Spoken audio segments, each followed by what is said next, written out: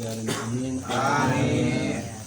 وأما الغلام كان أبواه مؤمنين فخشينا أن يرهقهما طغيانا وكفرا فأردنا أن يبدلهما ربهما خيرا منه زكاة وأقرب رحمة.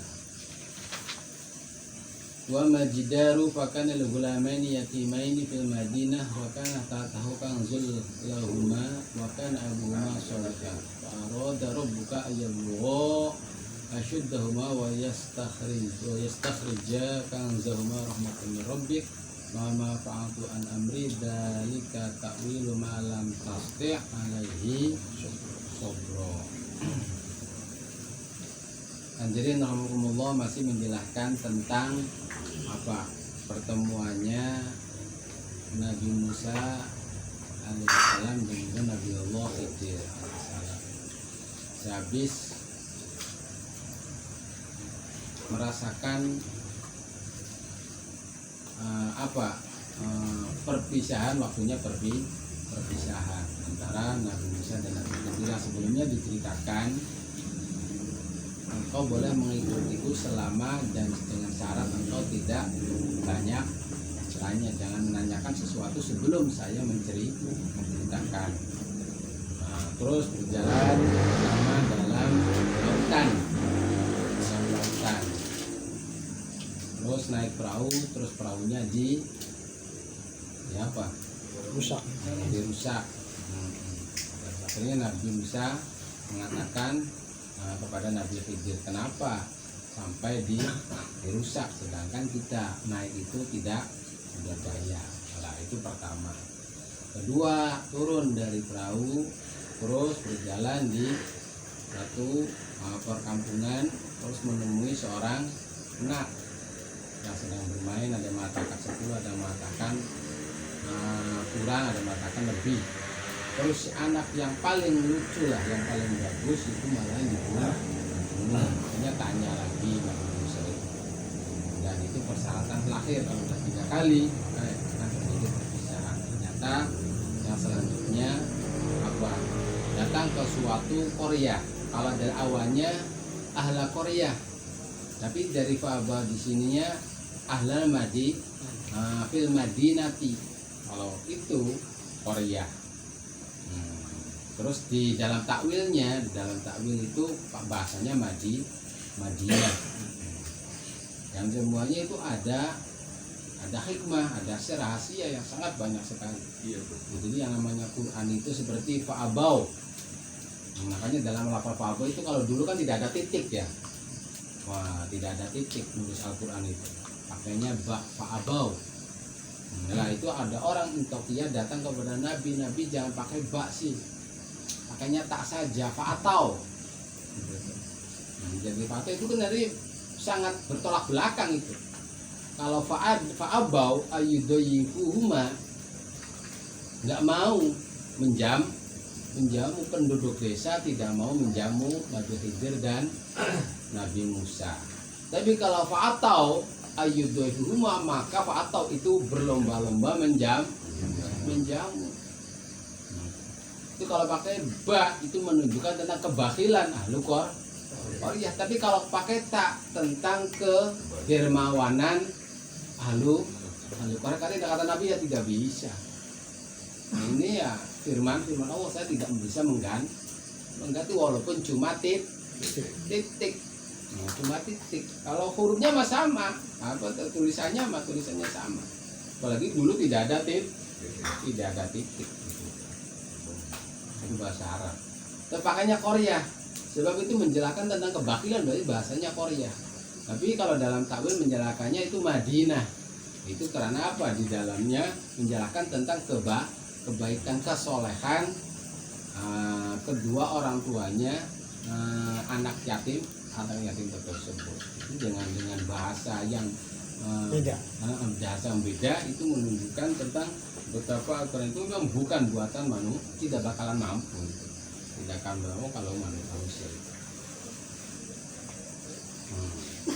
Terus adapun seperti perahu itu alasannya kemarin sudah jelaskan, karena perahu itu milik orang miskin.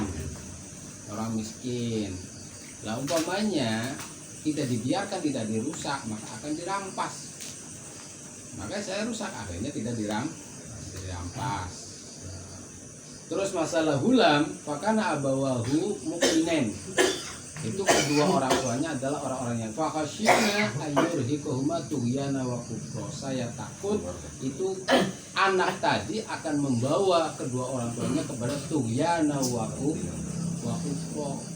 Faradna ayyubdilahuma khairuhuma khairum minhu zakata wa aqrabaru.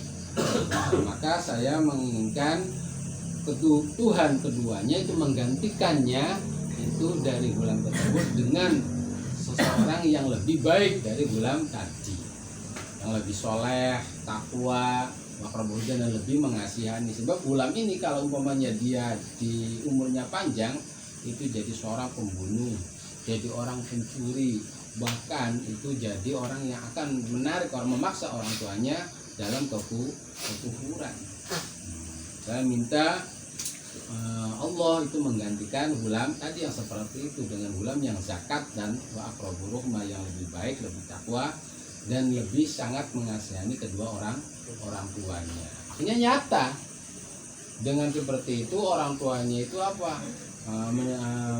Mengandung lagi, terus lahirlah seorang perempuan yang dari perempuan tadi itu melahirkan para nabi gitu, melahirkan para nabi.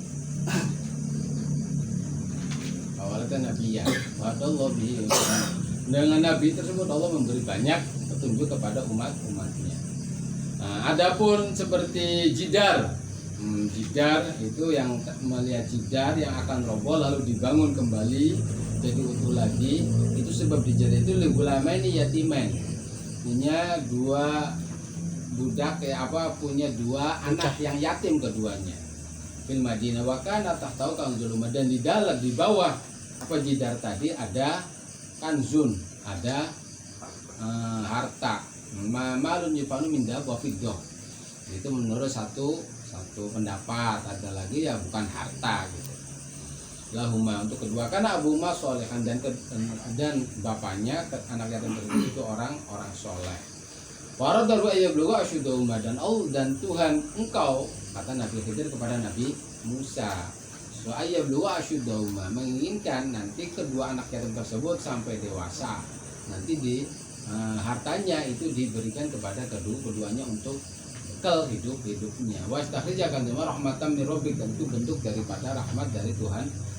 Wa ma fa'atu an amri, dan saya melakukan semuanya, membolongi perahu, membunuh anak, terus membangun kembali tembok, itu an amri, dari keinginanku sendiri tidak, tapi bal bi amri ilhami minal Allah, tapi karena masalah ilham dari Allah. Dari ketawilu malam taste alaihi sabr, dan itu adalah takwil dari apa yang engkau tidak mampu, yang selalu Nabi Musa itu selalu tanya.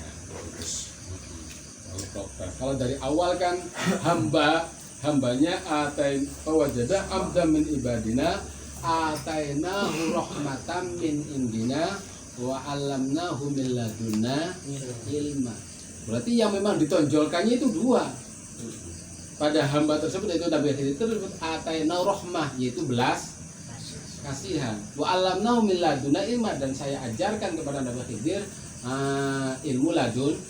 Jadi kepada Nabi Khidir disebutkan rahmah India, rahmatan min indina, berarti rahmah India dari sisi Allah, terus ilmu ladun. Kalau kita lihat semuanya itu ada rahmah semua, walaupun kenyataannya secara dohir itu bukan rahmah. Coba kita naik perahu gratis, malah dirusak, itu tidak ada rahmah secara dohir. Ada anak lagi main-main malah dibunuh, itu tidak ada rahmah gitu tuh. Nah terus yang itunya masalah anak-anak yatim. Tapi kenyataannya justru kadang-kadang kita ini masalah, salah satunya masalah ketentuan. Allah, kita meyakini bahwa Allah itu sifatnya Rahman Rahim. Jadi apapun yang dilakukan Allah terhadap kita itu salah satu bentuk rahmat Allah. Rahmat Allah. Ya cuma seringkali kita tidak nerima gitu. Kenapa kita tuh jadinya orang tuh fakir terus, ya kaya. Padahal sih kalau tahu di dalamnya itu sebagaimana Nabi Khidir membunuh itu, malahan justru akan terima kasih dengan Allah menjadikan kita orang fakir. Kita kehilangan secara dohir kan, aduh kita tuh mengungi uang atau harta, malahan hilang. Itu yakin tindakan itu dari rahmat Allah. Umpamanya kita tahu, kita motor hilang. Motor hilang. Kalau nafsu kan nggak cocok. Sebenarnya itu umpamanya kita tahu, kalau kamu tidak hilang, kamu pakai motor tabrakan, kamu mati. Pilih mana? Ya paling pilih pengen hilang sajalah motornya. Karena kita sering tidak tahu hal seperti itu, rahasia seperti itu tuh. Ya. Jadi ya kita kalau diyakini bahwa apapun yang Allah kehendaki kepada kita berupa bentuk rahmatnya, maka kita akan selalu bersyukur, enak terus gitu tuh. Ya memang ngomong mah enak, kalau ngomong mah cuma dalam praktek kenyataannya, sebab hubungannya tadi dengan sabar, lantas tadi ya ma'iyya sobro. Makanya cerita ini sangat luar biasa, sangat luar biasa. Banyak itu tuh yang semua Al-Quran itu mendukung tentang cerita ini, seperti ayat asa antakrahu syai'an wa huwa khairul lakum, asa antuhibbu syai'an fa huwa syarrul lakum. Kita pengennya enak, pengennya sehat terus, pengennya kaya terus, tidak tahu apa yang kita cinta sebenarnya itu syarrul, itu jadi jelek bagi kita itu. Asa antakrahu syai'an fa huwa khairul lakum. Banyak sekali, dan bisa jadi hal-hal yang kita benci sebenarnya itu banyak kebaikan untuk kita gitu. Apalagi yang melakukan semuanya adalah Zat yang Maha Pengasih lagi Maha Penyayang. Ya, mudah-mudahan bisa ngamalakan. Amin. Bismillahirrahmanirrahim. Jadi intinya pada malam ini menurunkan tentang cerita Nabi Khidir dan Nabi Musa, tentang rahasia kenapa kata Nabi Khidir saya melubangi perahu, kenapa saya membunuh anak, kenapa saya memperbaiki lagi tembok yang akan roboh. Itu semuanya bentuk dari rahmat. Yang membunuh itu bisa jadi rahmat semuanya itu. Dan itu saya lakukan itu sama sekali hakikatnya mah tidak bertentangan dengan syariat. Sebab walaupun gimana pun syariat itu punya maqadir syar'iyah. Kalau tahu makosidnya itu sangat tidak bertentangan. Walaupun membunuh itu sebenarnya tuh ini bertentangan dengan syariat itu kalau lihat kulit, tapi kalau lihat isinya ya tidak bertentangan gitu. Tapi kita jangan coba-coba untuk mengikuti hal-hal seperti itu. Enggak.